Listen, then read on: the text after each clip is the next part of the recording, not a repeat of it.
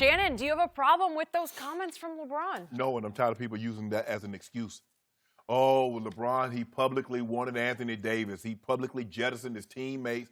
He separated them, and this was the chemistry that's broken up. No. Kyle Kuzma and Ingram, they're not the first young players that were drafted high. That was a part of a trade in order for a team to get a better player. Stop using this as an excuse. Skip, the very first time when they started putting this team together, I say, Skip, they're putting this team together with a lot of pieces that don't go together. It doesn't make any sense to me. I'm looking at getting Rondo and they're getting Lance Stevenson and they're getting this one. I'm like, something don't go together. I said, LeBron is used to being surrounded by shooters. Nobody can shoot the ball. At what point in time, you know what, Skip? The only reason we thought this team would be playoff caliber was because of one man, and that's LeBron James. This team, minus LeBron, won 20 games, and I think they followed up with 35. And we say if they got LeBron, LeBron is good for another 10 to 15 wins by himself. Well, lo and behold, it looks like even LeBron James can't carry this burden. And they didn't play. LeBron is not playing well. I'm not going to sit here and say LeBron. No, LeBron, since he's been back, he doesn't look the same. He's laboring, and because they're asking him on a Monday night in Memphis, they're asking LeBron James to play 40 minutes in year 16. Let that sink in. That's what they're asking him to do. Now, Brandon Ingram, I thought he was Iron Man. Stop no? it, Skip, baby. Well, I don't know. I thought he was in supreme shape. Brandon Ingram, keep doing what you're doing. Since February, you've been balling. Skip. We automatically assume, because that's what he does. We've seen LeBron do it so many times before, Skip. Takes teams that's not as talented, we know they're not that talented, and he'll get them to the NBA Finals. Skip, maybe this is too heavy of a burden to bear. Have that ever dawned on you, Skip Bayless? Yes. I'm glad you brought that up. Yeah. I'm with you. Skip, since he's been back from the injury, he's only shooting 47% from the floor. We know LeBron James is a career 50-plus, 31% from three. He's gone up. His turnovers are even increasing. We know he has the ball in his hands. He's going to turn the ball over, Skip, because he tries things sometimes that he shouldn't try. But that's who he is. Okay, you're going to have to live with that. But even worse, Skip, he's shooting worse from the free throw line in his return than he did before he left. Who knew? He seemed tired. He seems like he's laboring to me. He hasn't been the same. He doesn't have the same lift. Skip, he loves to shoot that set three, but everything now from three is set shot. And it doesn't, the lift, he's getting blocked at the rim. I'm like, this ain't the LeBron I know. He hasn't been the same. I don't know if he's 100% healthy. I don't know if the time off has robbed him of his conditioning, but this is not the LeBron. And he's not playing. The LeBron I know is capable of going, he had a triple-double, but he's capable of having a triple-double, having 35, 40 points, shooting a very high percentage. When you shoot this low, 8 of 23, Skip, that's not LeBron. That's a James Harden type triple-double. That's a Russell Westbrook type triple-double. LeBron James is a 12 of 23, a 13 of 23 triple-double. Yeah. But right now, Skip, they're not very good. And Luke Walton, his sub pattern is trash.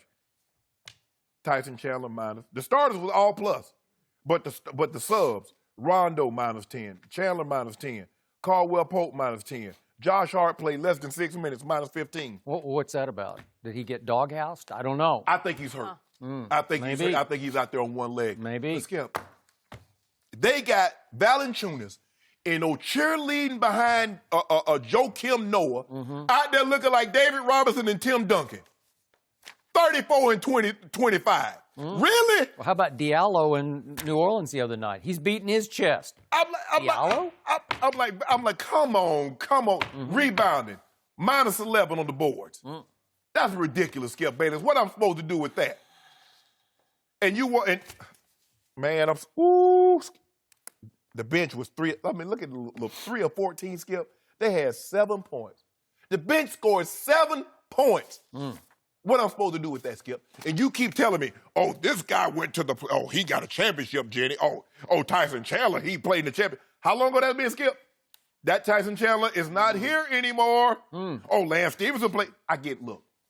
I thought Tyson Chandler was a godsend. That's all I kept hearing for a while. Now, who you heard that from? First, it felt good. I heard it from across the table for a while. Stop that, Skip. Yep. Stop it. When he first got there. Stop it, Skip. Stop Changing the way they play defense. Skip. Valanciunas was cooking him in JaVale. You know that. You saw what I saw. But LeBron is not LeBron. And if LeBron can't be LeBron, this team can't get. The only thing that's saving them right now is that the Spurs are backing up and other teams are backing up. Nobody's taking off. But I will see. Except the Clippers. Man, ain't nobody talking about the Clippers. They're going to start tanking. Do they want to give up that first-round draft pick? It looks like they do. Okay. Okay, well, give it up, Big. They've won 4 of 6, and it looks like they are not going to surrender. Their owner made a fiery speech the other day about, we are not going to give it up. And it looks like they're not. They're going to give it up. What did I tell you before the year started? I said, just silly me. It looks like the Clippers are going to be a little better than the Lakers, and I think I might be right again. Is it my turn? Yes. I ain't got nothing to say. Okay. You got nothing to say? You just spoke for 12 minutes, and you got nothing to say about nothing? That was the whole lot of nothing about nothing. You saw what happened in Memphis, Skip. Yeah, I got a lot to say about what happened. And by the way, I do appreciate your newfound objectivity concerning one LeBron James. And it did sound like something of a concession speech on the part of Shannon Sharpe. It sounded like resignation in your voice, like you're resigned to the fact they're going to miss the playoffs even with the quote-unquote best player on the planet. Am I right? We down 1%. Down 1%. You're down to like 3% in BPI now. No. Huh? Mine say 50. Oh, okay. 50. Yep. Okay. 50%. A lot of 50. Okay. So I'm going to start off my critique of what happened last night with that quote that so long ago Jenny read. That was like an hour ago to start this show. Need anything But again? now that it's my turn, Okay. it's LeBron taking, again, some sort of veiled shot at whom? You know, that's my question. He's shooting, he's aiming at whom? Whomever is affected by the trade speculation. Okay. Well, it's probably going to be the kids, so I got to focus on the kids. Okay. So if it's Brandon Ingram, Brandon last night made 12 out of 18 shots, including 3 of 3 threes Balling. to score 32 points. So is LeBron aiming at him? If you can't stand the heat, get out of this Laker kitchen. Is that aimed at Brandon Ingram? No. Is it Kyle Kuzma last night who made 9 of 15 shots and scored 22 points? Is it possibly the new guy on the block, Reggie Bullock? Not a veteran player. He's been around for a little while, but again, is he in the kid range where he's aiming at him? He made 4 of 9 threes last night, while LeBron made 0 of 4 threes, along with his 5 turnovers. And that included, of course, in the three-point shooting for LeBron, the late 3 that could have at least made it interesting that he airballed. So, to me, I'm saying, are you criticizing yourself? Because to your point, is it LeBron who's starting to doubt himself about, gee, maybe he can't stand up is he melting under the heavy heat of finally being a Los Angeles Laker with all the Laker legacy hanging over his head and pushing down on his shoulders? Because it's a heavy burden. He's making a lot of money to be the next Kobe, the next Magic, the next whoever, Wilt.